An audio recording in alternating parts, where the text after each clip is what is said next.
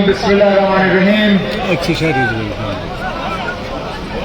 हमारे पहलगाम असेंबली हल्के से नेशनल कॉन्फ्रेंस की तरफ से नामजद उम्मीदवार मेरे नौजवान भाई और साथी जनाब अल्ताफ पल्लू साहब,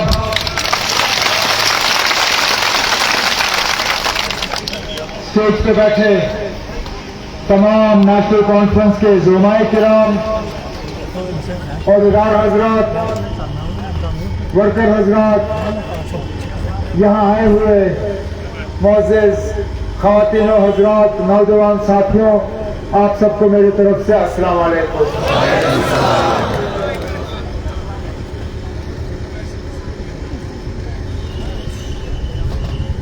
10 साल का अरसा बीत गया है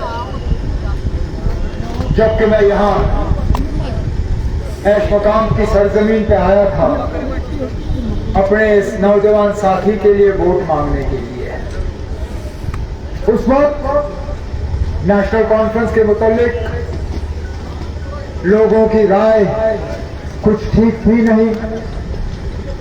हमारे मुखालिफ अलग अलग जज्बाती अंदाज में तकरीरें कर गए और नेशनल कॉन्फ्रेंस के खिलाफ एक हवा बनी।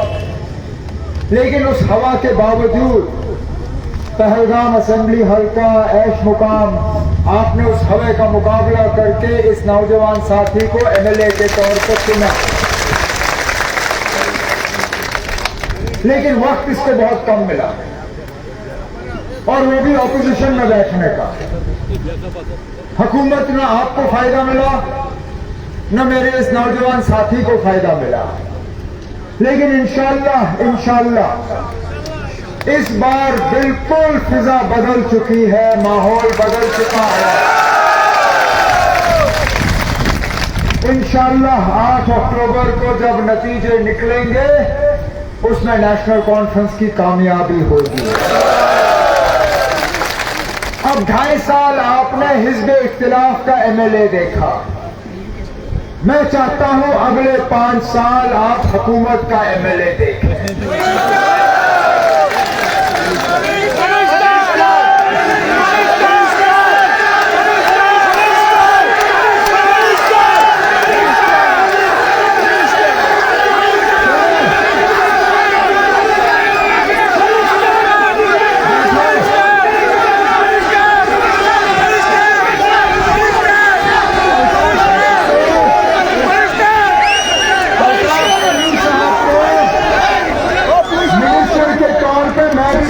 चाहता हूं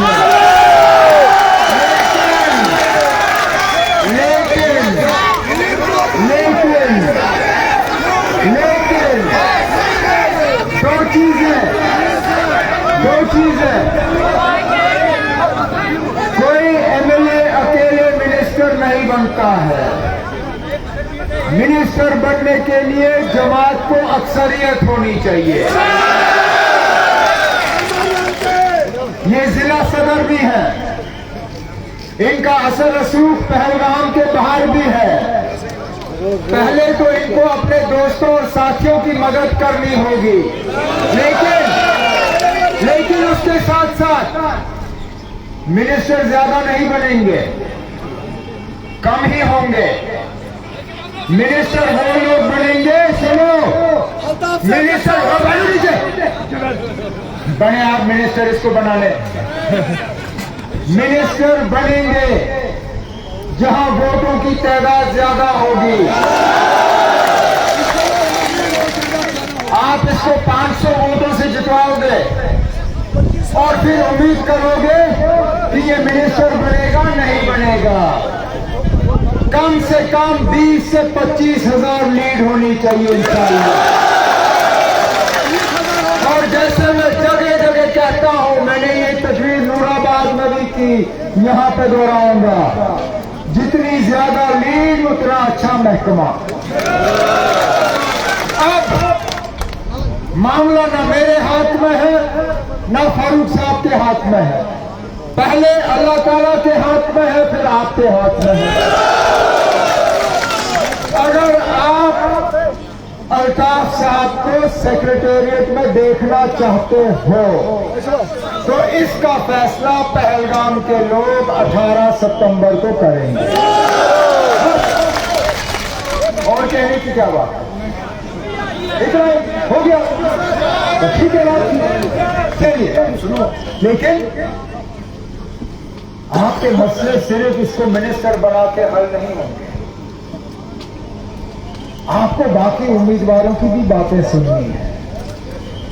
वो क्या धोखा दे रहे हैं, वो किस झांसे में हमें फंसाने की कोशिश कर रहे हैं, वो किस तरह हमारे वोटों को तकसीम करने की कोशिश कर रहे हैं, वो कौन से झूठे वादे हैं। आज उनमें बौखलाहट आ गई है, इसमें कोई दो राय नहीं।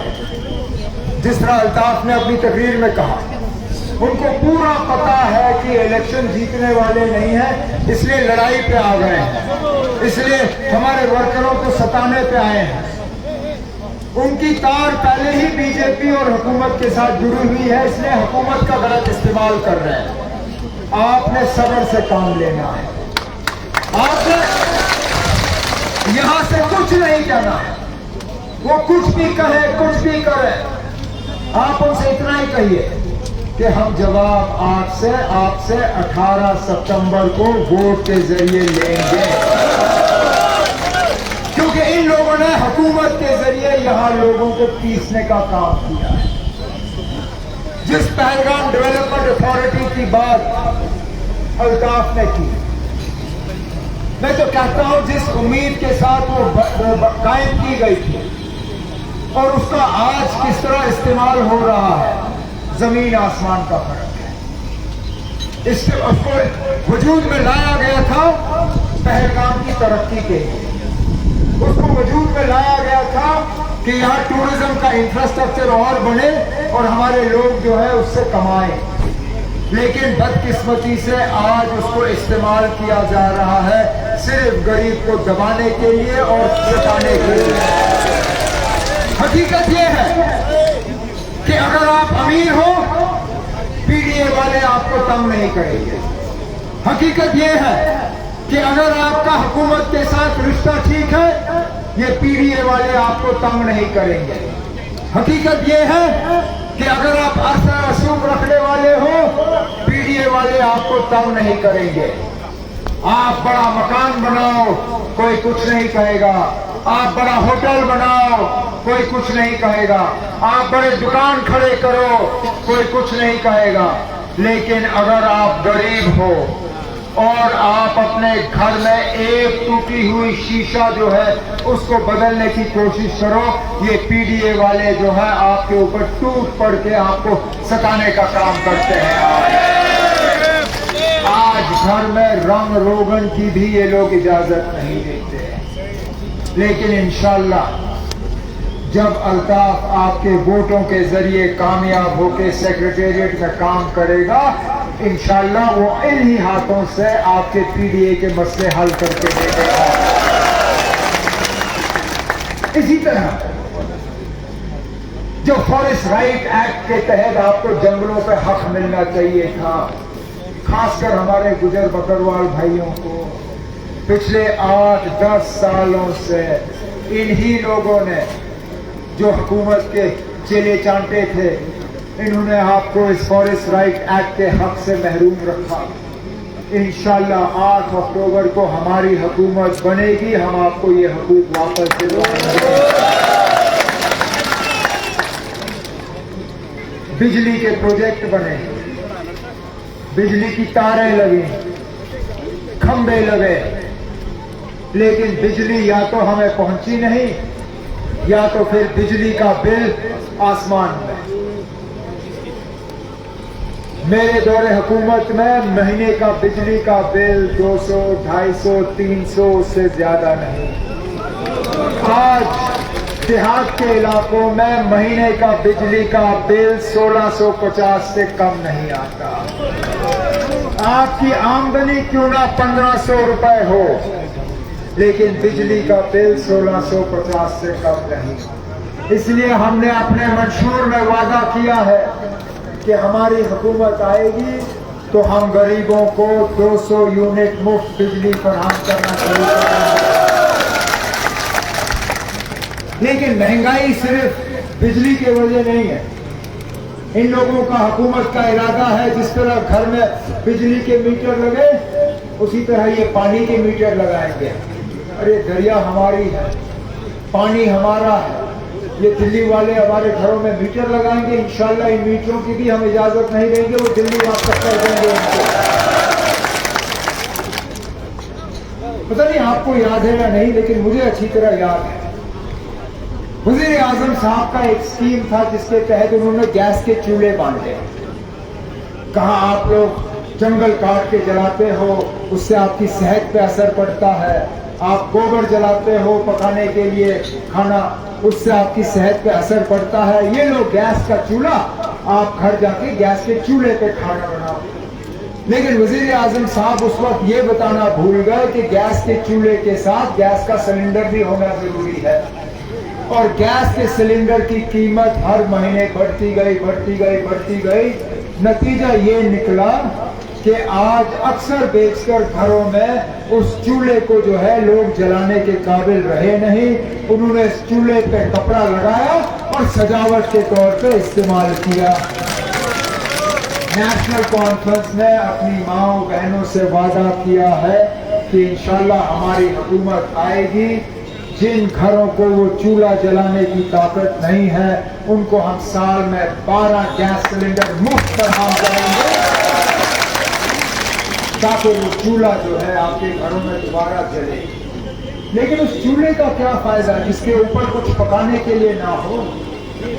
इन लोगों ने राशन के जो हमारे डिपो हैं उनकी भी धज्जियां उड़ा दी। हमारी हुकूमत में राशन डिपो के तहत आपको चीनी भी मिलती थी, राशन डिपो के तहत आपको मिट्टी का तेल भी आता था, और राशन का स्केल इतना होता था कि आपको उससे गुजारा हो जाता था। आज ना राशन डिपो से हमें चीनी मिलती है, ना तेल मिलता है, और ना आटा, और स्केल इन्होंने 5 किलो पे उतार के हमें कहा है कि 5 किलो से गुजारा किया जाए। मैं इन बीजेपी वालों से, इन अपनी पार्टी वालों से, ये बाकी जो हुकूमत के चेले चाहते हैं, मैं उनसे पूछता हूँ ना, आप जरा 5 किलो के स्केल पे गुजारा करके हमें दिखाओ। इन गरीबों से कहते हो 5 किलो पे करो, वो लोग तो ऐशो आराम की जिंदगी बिताते हैं। इंशाल्लाह आपके वोटों से जब हमारी हुकूमत बनेगी, हम राशन कार्ड के जरिए दोबारा आपको चीनी और मिट्टी का तेल फराहम करेंगे और राशन का तेल आपको बढ़ा देंगे। इसी तरह हमने सोशल वेलफेयर के लिए, हमने बच्चों के तालीम के लिए, हमने इन दूर दराज इलाकों में दोबारा पीजी भर्ती का जो डायरेक्ट रिक्रूटमेंट पुलिस का है उस सिलसिले में, यहाँ तक के बेरोजगार नौजवान आज परेशान हैं, उनकी परेशानी का कोई इलाज हुकूमत की तरफ से हुआ नहीं। हमने अपने मंशूर में यहाँ के नौजवानों के साथ वादा किया है कि हमारी हुकूमत बनेगी तो इंशाल्लाह पहले महीनों के अंदर अंदर हम 1 लाख सरकारी नौकरी लगाने का काम करेंगे, ताकि हमारे नौजवान भी अपने मुस्तकबिल को जो है बेहतर बना सके।